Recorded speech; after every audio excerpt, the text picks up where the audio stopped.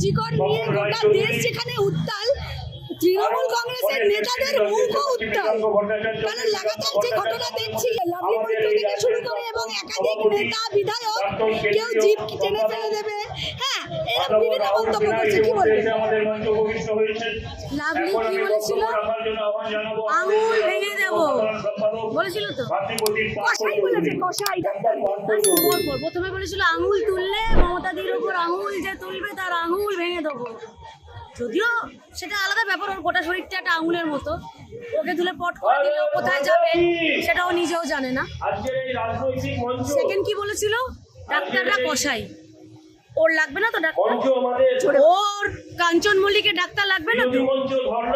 আমি ডাক্তারদের এবার হাত জোর করে অনুরোধ করবো, এবার এর রাজ্যের ডাক্তারদের যে তোলামুলি বড় বড় নেতারা আপনাদেরকে এরকম কুরুচিকর মন্তব্য করছে ও ন্যাক্কার জন্য কথা বলছে, পরবর্তীতে ওদেরকে আপনারা পরিষেবা দেবেন কিনা ডাক্তারবাবুরা এবার একটু চিন্তা ভাবনা করে দেবেন। এই সমাজের নরকের কীটগুলোকে আপনারা এবার একটু চিন্তা ভাবনা করে পরিষেবা দেবেন।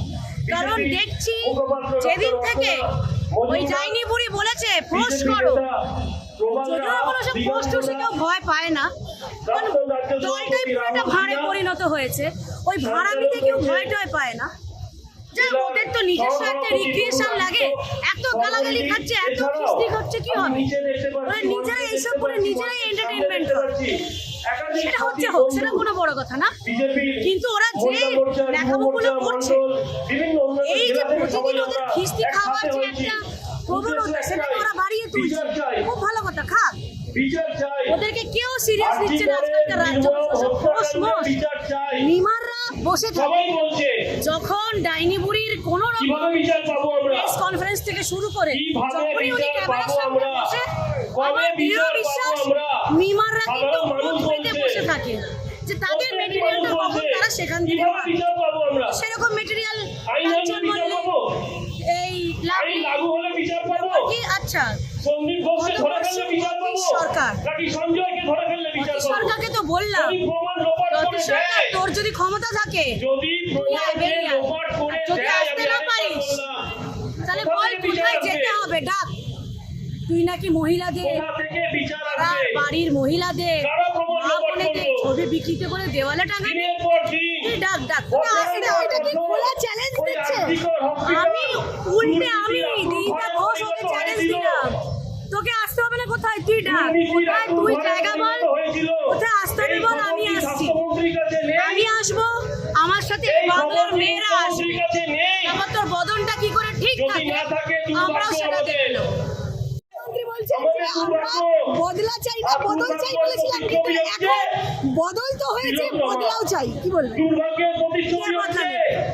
বদলার নমুনা তো আমরা দেখলাম।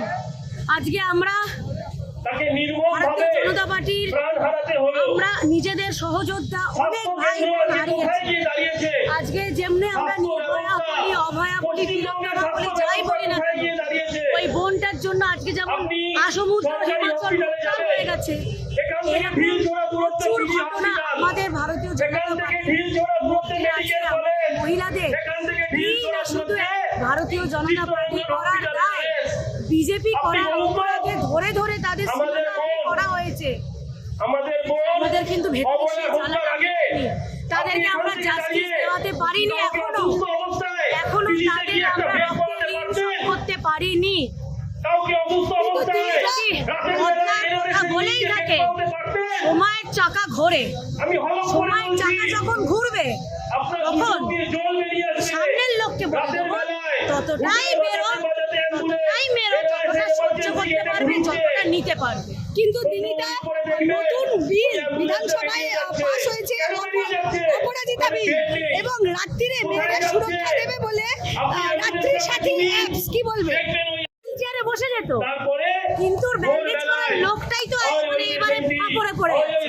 এক নম্বর, দু নম্বর দেখলো যে আর ব্যান্ডেজ বা হুইল চেয়ারে কাজ হবে না, তাহলে এবার কি করবো? এবার আমাকে একটু ক্যাবারে করতে হবে, অন্যরকম কিছু করতে হবে।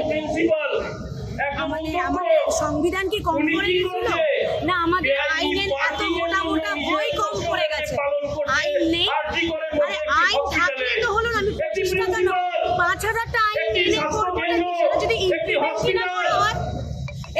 প্রশাসনের ছিরি। শতাব্দীর শেষের আমি দিকে বলছি না সবাই খারাপ, এরকমই একজন আজকে ডাক্তার তুমি সাধারণ একটা ইংরেজ জিডি আমলে করতে ডাক্তারি চাই। পাস করেছিলেন। একবার দেখেছো পুলিশগুলো তারপরে উনি এমন হাবভাব দেখাবে, ডাক্তারির আরো আপনি একটু বাইরে গিয়ে বসুন তো। এই দাঁড়ান দেখছি, আরে তোমরা ভাই পাবলিক সার্ভেন্ট, উনি মানুষের ভদ্রলোকের মতো সেবায় কথা বলো আগে। 1900 শতকের প্রথম তোমরা দিকে মাথা কিনে নাও নিয়ে উল্টিটা পড়ে পাবলিক সার্ভেন্ট, পাবলিককে সার্ভ করো ভালো করে, ভালো ব্যবহার করো, ভালো ব্যবহার করলে তার দ্বিগুণ ফেরত পাবে। এটাই পুলিশ প্রশাসন জানে না, ওই জন্য আজকে চারিদিকে পুলিশ দেখলেই লোকে গালাগালি দিচ্ছে, কিন্তু ছেটাচ্ছে। ওই জন্য প্রশাসনকেও বলবো, আপনারা বিনয়ী হন, আপনারা ভদ্র হন। আপনার কাছে কেউ যদি দৌড়ে ছুটে যায়, শখে যাচ্ছে না, আপনার সাথে টাইম পাস করে আড্ডা মারতে যাচ্ছে না, একটা মানুষ বিপদে পড়ে দৌড়ে যাচ্ছে, তাকে একটু বোঝার চেষ্টা করুন। আজকে একটা সিগনালে দাঁড়িয়ে কত তো নিয়ম কানুন দেখান, কোথায় যায় ক্ষেত্র বিশেষে সেই নিয়ম কানুনগুলো আজকে নিউ মার্কেটে দাঁড়িয়ে যে হলুগিরি আপনারা দেখান, সেটা রাজাবাজারে মোড়ে দাঁড়িয়ে দেখাতে পারেন? শ্যামবাজার বাজার মোড়ে দাঁড়িয়ে যে বড় বড় সার্জেনগিরি বলেন, সেই সার্জেনগিরিটাই আপনি খিদিরপুর মিটারপুরে গিয়ে দেখাতে পারেন? ওদের সব সর্বক্ষেত্রে বলছি, যদি নিয়ম হয়, নিয়ম সবার জন্য এক হবে। একদম শেষ আরেকটা মিনিট, তুমি কি বললে রাতে কি রাত্রির সাথী, রাত্রির সাথী? হ্যাঁ, মানে তোমার তুমি অর্ডার দিয়েছে কিছু? ও তাহলে ওই বইটা কি হলো? দিদিকে বলো না, মাসিকে বলো, পিসিকে বলো। আর একটা এখন অভিষেক আসছে না, ওগুলো কি হলো জানো? ওগুলো কি ছিল? এখন একটাতে হচ্ছে না, এখন দুটো ডাক দিতে হবে। শেষ প্রশ্ন, সামনে দুর্গাপুজো, কি বলবে? যে দুর্গাপুজোতে এই আন্দোলন কি চলবে? কারণ এটা জনগণ আন্দোলন, চলবে। আমি নিজের কথা বলছি, আমার ঘরের সন্তানদের এবার বলে দিয়েছি, মা দেখছো তো কি অবস্থা। আজকে ওই দিদিটা, হয়তো ওই দিদিটা আমার সন্তান না, কিন্তু ওই দিদির জন্য তোমাদেরও দিদি আন্টি বলো, যেটা বলো, দিদির জন্য কিন্তু আমরা এবার কিচ্ছু করবো না, যতক্ষণ না, কারণ এই সন্দীপকে যে ধরেছে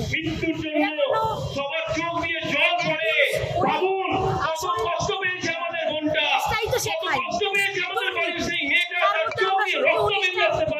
9টা ফাইল আছে, বাকি সব ফাইল